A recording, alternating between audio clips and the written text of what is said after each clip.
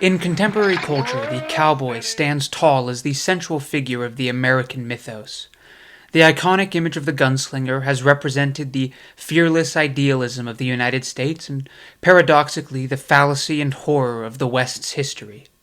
In films, in books, in commercials, in advertising, the iconography is everywhere.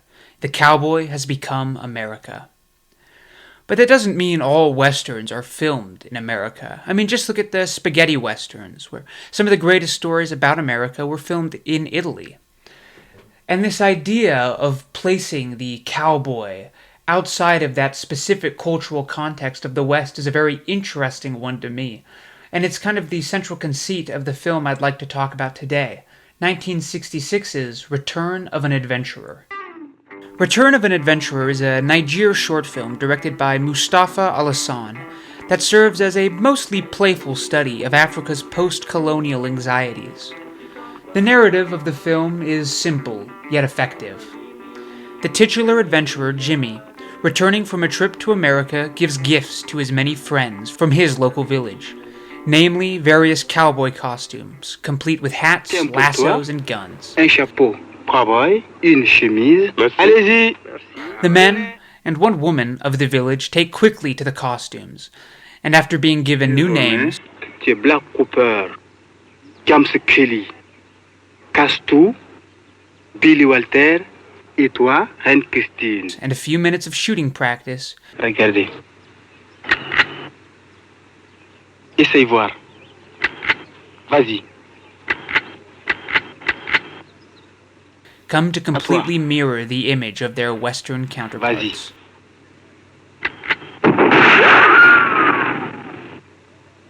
Ce n'est pas mal. The film, in turn, takes kind of an authentic new wave sensibility and combines it with the imagery you might see in a traditional American Western, pulling from the Bibles of Leone and Ford to show perhaps how the newfound identity of the cowboys almost morphs Africa into the American frontier.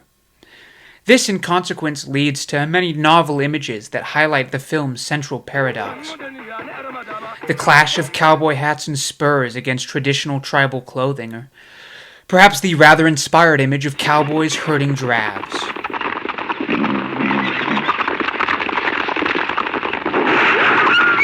But this novelty soon turns to tragedy, as the band of cowboys embrace the lawlessness so often associated with the genre that had been growing in popularity amongst African cinemas around the time of the film's release. They steal horses, get into bar fights, Je te ferai la même chose. and contest their masculinity with brutal violence and murder.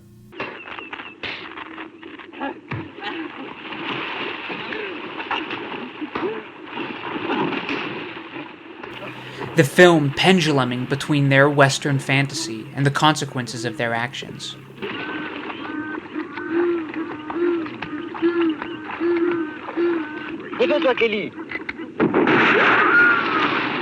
Critiquing the way the genre romanticizes violence and conquest, but also serving as a more broad encapsulation of the anxieties a lot of native Africans were feeling at the time of the film's release, watching as Western values and ideas were almost forced into their local communities. The film's credits play over the image of people deboarding an airplane, like a harbinger of change that ultimately reaps discord and violence.